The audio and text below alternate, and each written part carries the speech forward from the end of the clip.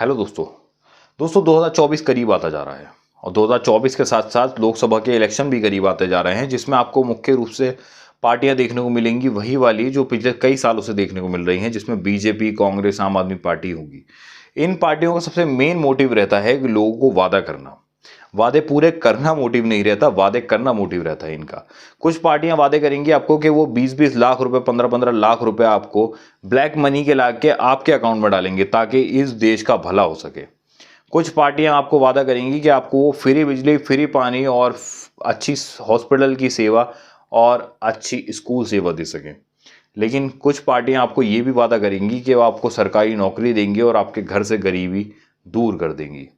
लेकिन दोस्तों, इन पार्टियों का सच क्या है? क्या ये पार्टियां कभी अपने वादे पे उतरी भी हैं? हम लोगों को पता होता है कि कोई अच्छा नेता नहीं है। दरअसल दोस्तों, इलेक्शन का मतलब भी यही होता है कि बुरा और ज़्यादा बुरे में से किसी एक इंसान को चुनना।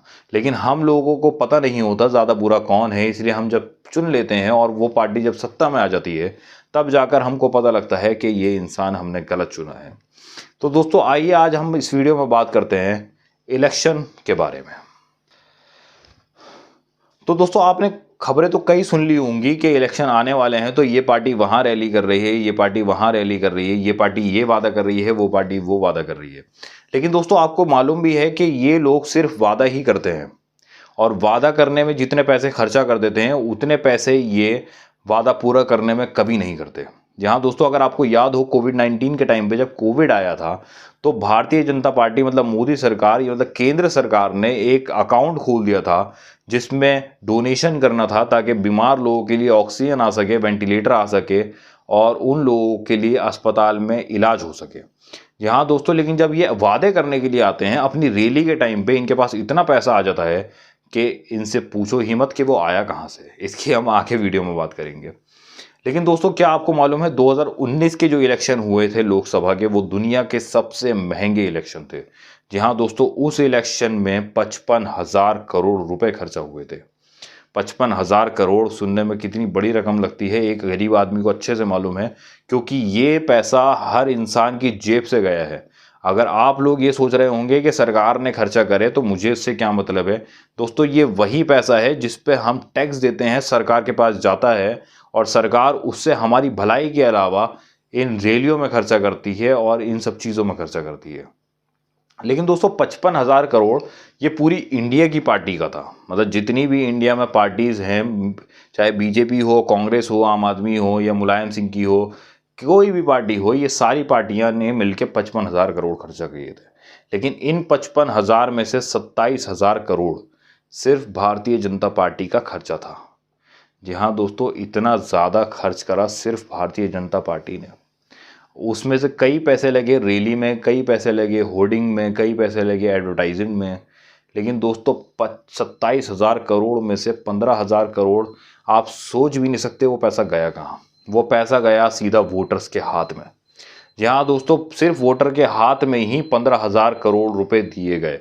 इसका मतलब ये नहीं कि उनके हाथ में कैश दिया गया है दोस्तों, कैश भी दिया गया, शराब की बोतलें भी दी गई, खाने पीने का सामान, ये सामान वो सामान, मतलब मिला जुला के 15,000 करोड़ रुपए का खर्चा हुआ, जो वोटर्स के हाथ में पैसा गया और फिर बीजेपी को वोट मिला। यहाँ दोस्तों, अगर आप सोच रहे होंगे कि इतने सारे वोट के साथ बीजेपी जीती तो मतलब बीजेपी अच्छी है, बीजेपी पावरफुल है, बीजेपी को लोग चाहते हैं। लेकिन अगर आप अपने ही बगल वाले से बात करोगे तो हर 3 में से 2 लोग बीजेपी को गलत बोलते हैं। लेकिन फिर भी बीजेपी क्यों आती है पार्टी? क्योंकि उसने 15,000 करोड़ रुपए खर्चा करे, सीधे वोटर्स के हाथ में दे गए।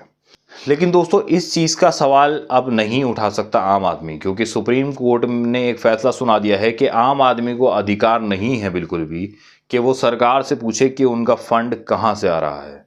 जी हाँ दोस्तों, आप कोई भी बिजनेसमैन, कहीं का भी बिजनेसमैन का, चाहे वो इंडिया के बाहर का हो या इंडिया के अंदर का हो, किसी नेता के दोस्त हो या किसी नेता का दुश्मन हो, कोई भी पार्टी को फंड दे, चाहे जितना भी दे, लेकिन आम आदमी के पास ये अधिकार नहीं है कि वो पार्टी से पूछ सके कि आपने इतना पैसा खर्चा किया तो कहाँ से आया। जी हाँ दोस्तों, ये सारी सोची समझी साजिशें चल रही हैं सरकार की।